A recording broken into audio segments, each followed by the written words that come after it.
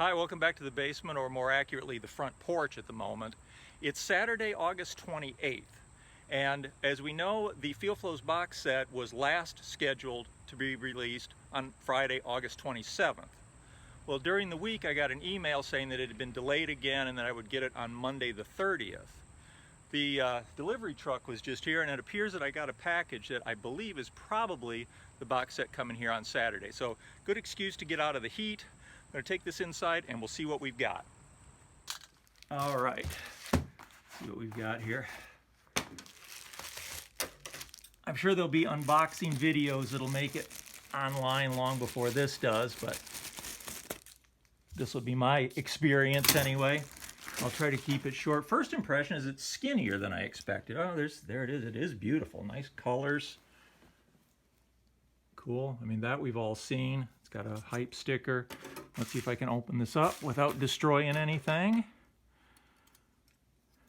Bear with me here. I'm trying to be a little careful. The corners are already a little bent on it. That's a little annoying, but all right. I think I got it started. Not quite. Sorry for the bad camera work and the delay here. This is one of those things that you only get one take of, so you'll just have to bear with me. We'll save that hype sticker for future reference, as I normally do.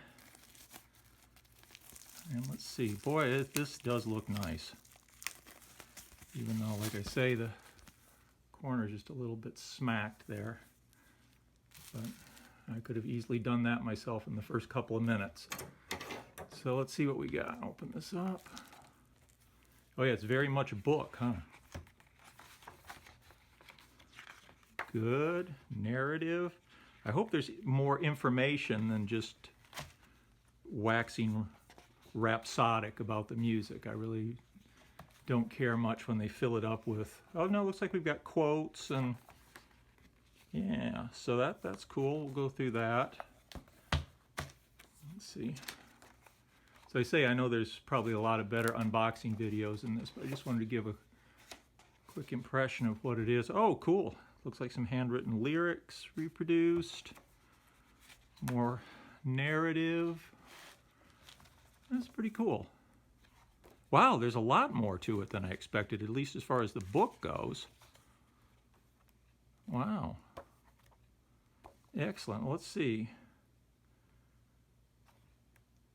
Yeah, it looks more like it's the story of, okay, here's some liner notes. Hope there's recording dates on this stuff, and although a lot of that now we can figure out elsewhere, but it's the data that I look for in these things, the information. Because one thing that I like to do is I like to put these sort of in chronological order with other outtakes and releases, and kind of, you know, see how things developed. So, I mean, I know there's not a lot been officially released from this period elsewhere, but okay, so there we got discs 1, 2, 3, 4, and 5, and listing on the back. And of course, the one that I'm really interested in, I'm sure it'll be nice to hear the original albums, you know, in better sound quality, but of course, the things that I really look for are the previously unreleased tracks and outtakes from the sessions and things. Anyway, we'll leave it there. It has arrived. I'm going to take a couple of days to review this and listen to it.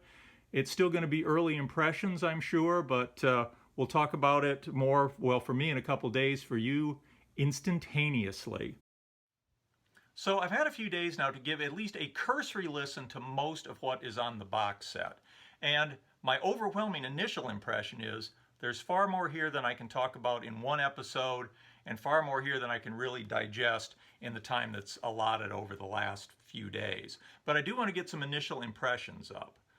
Second big impression is this is a pretty great box set. It's, I would say, the best Beach Boy box set, arguably, apart from the Smile box, which is pretty hard to beat.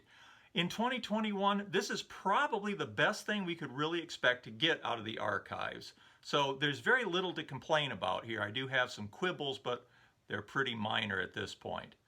The cover is beautiful. It certainly beats a lot of other Beach Boy box sets like Made in California, 30 Years of Harmony, or even the Pet Sounds Session set. I love the colors on the front cover. And it's a little odd to me that everybody here is in their finery from the inner sleeve of the Sunflower album, apart from Al, who's apparently live on stage. I suspect maybe Al didn't want to be reproduced in that goofy organ grinder outfit that he wore on the inner sleeve of Sunflower so many decades ago. So that may be the reason Al's replaced. Not really a complaint, just an observation. Love the colorful aspect of it.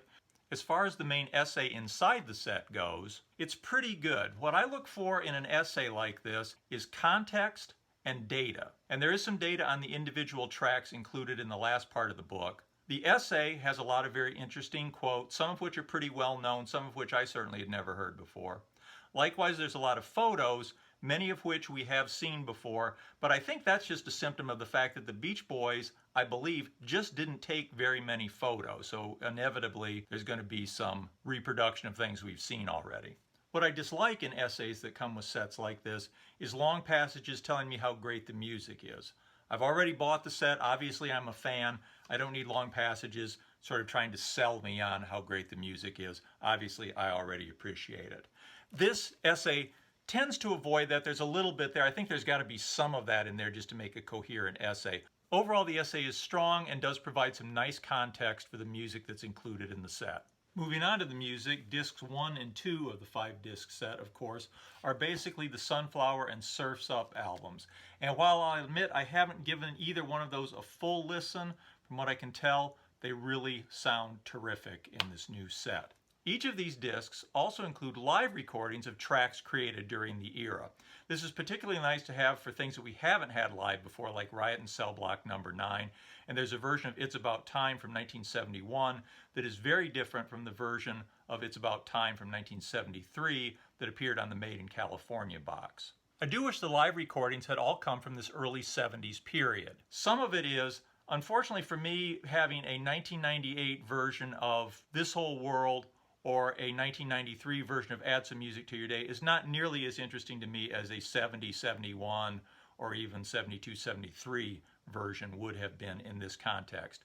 Also, Susie Cincinnati and Back Home are from 1976, and it really seems like maybe they should have just held those back and done those as part of some kind of 15 Big Ones box set at some point, particularly as Al and Mike in their stage patter both refer to those tracks in 1976 as being from their new album. They give us the year on these live tracks, but not the actual date or the venue, which I wish they had included. Before we move on from the live recordings, does anybody know who's playing the saxophone on Riot in Cell Block Number 9? I really wish that they had included some of the player information in the liner notes inside the booklet. That would have been nice, particularly on this one, because whoever played that saxophone really deserves some credit.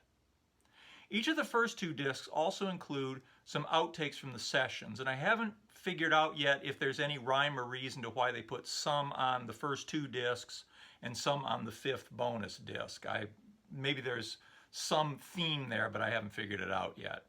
I was also kind of surprised to see that they had included Breakaway and Celebrate the News. To my mind, those being Capitol releases are sort of part of a different era, although they are technically 1969 to 71, so they fit in that way. Celebrate the News is noted as being the 2020 mix, and it runs nearly 30 seconds shorter than the original mix, which itself was only a little over 3 minutes long. I haven't done a side-by-side comparison to see what they cut. They seem to have extended the fade out. That sounds quite a bit different. I don't understand the appeal of having a shorter version of Celebrate the News, particularly when it sounds so much like the original apart from the fade out. They've done a similar thing here with Cotton Fields. It's got a new little intro. It's got a slightly longer fade. The whole thing runs about 15 seconds longer than the original single version.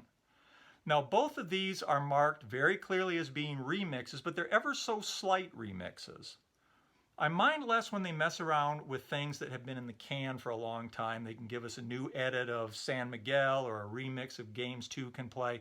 I mind that less, but these things that were released in the day I think really need to be treated a lot more carefully than this. This, I think, could muddy the waters of history a little bit. Now, the albums, from what I've heard, have been treated very respectfully. They're very polished, but there's nothing here that sounds fundamentally different from what we heard on the original album, at least as far as I've been able to ascertain. They just sound cleaned up and they sound like they're in beautiful quality. Am I off base worrying about these singles that were released back in the day having these slight remixes, or is that just part of the game? Also, if you've listened to the albums in detail, please let me know what you think. I just haven't gotten there yet. Where I've spent most of my time so far has been on the sessions and archival releases, a lot of which of course were available on bootleg, some of which had already been previously released. In fact, I was kind of surprised when I started to look at it how much of this stuff was previously released on things like 30 Years of Harmony or the Endless Harmony soundtrack, things that I thought I knew only from bootleg that I had forgotten it actually had official release already. Of course, the things that had only been released on bootleg before not unexpectedly sound much, much better here than they ever did on a bootleg.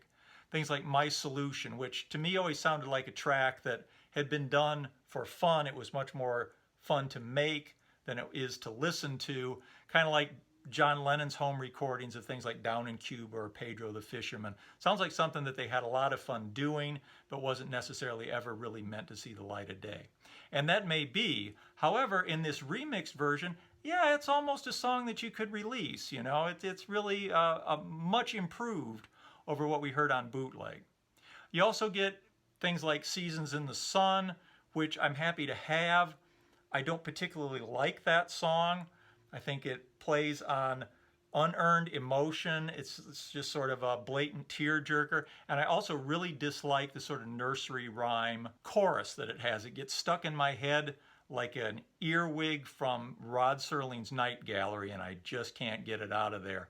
It's nicely performed, though Carl's vocal seems unfinished. It's more like a guide vocal or an early take. Sounds like he's still learning the song as he's singing it here. And while I say I don't care for the song itself, it is part of Beach Boys history, and I'm happy to have it in this context. Though honestly, I expect I'll be hitting the forward button most of the time when it comes up. Most of the alternate recordings, of course, are on disc 5, which kicks off with This Whole World with an alternate ending, although it also sounds like an alternate lead vocal to me, and a different version of Add Some Music to Your Day with different lyrics. Both of these are absolutely beautiful, just the kind of thing I was hoping to get on this set, and they're the kind of things that really make a set like this worthwhile. They're not necessarily better or worse than what was actually released, but with a set like this, the nice thing is it's no longer an either-or proposition. You no longer have to choose one version. You can have these alternate versions as well. This is followed by an alternate version of Don't Go Near the Water. Obviously an early version, the lyrics are very different. It is not as good as the version that was released, but it's nice to see the progression of the thing and where it was at this stage, and it's certainly enjoyable in its own right.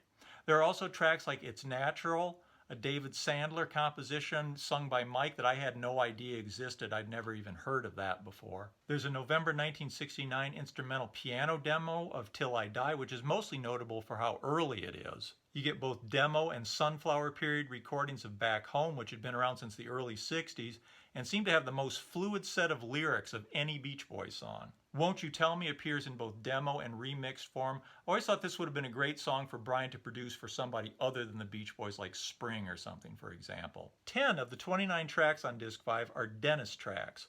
Some, like Barbara, are remixes of tracks we've had before. You get a number of tracks written by Dennis and Daryl Dragon, a lot of which are unfinished. Some of them, like Behold the Night, are a lot more finished than I expected that they would be. It's beautiful. There's also Hawaiian Dream, which is really, really excellent. Almost reminds me a little bit of Smile, though it's a Dennis track. Really beautiful stuff and exactly what I was hoping to get on a set like this. I'd like to talk more about those Dennis tracks at some point. I'm actually thinking it might be fun to do an episode sometime just about early 70s Dennis solo work, both released and unreleased. I think that could be a very interesting episode now. Discs 3 and 4, of course, are backing tracks from Sunflower and Surf's Up, also isolated vocal tracks from both of the albums. I've listened to some of that. It's beautiful. Don't know how much play I'll actually get out of it, but it's kind of interesting to hear, certainly. We didn't get Jack Riley's isolated vocal track for Day in the Life of a Tree. Anyway, I'll leave it there for now. As I say, these are just like a grab bag of early comments. I'm sorry if this is all kind of scattershot. What I really would like to do is hear from you. What do you think of this? What am I missing? What are the salient facts about this that I haven't run across or haven't understood? Please comment. This is something that we'll want to discuss more in the future. Certainly early days yet. These are first impressions. Thanks very much for watching. I really, particularly this week, look forward to your comments. Please like and subscribe if you haven't. That really helps out. Really appreciate it. We'll see you next time. Bye.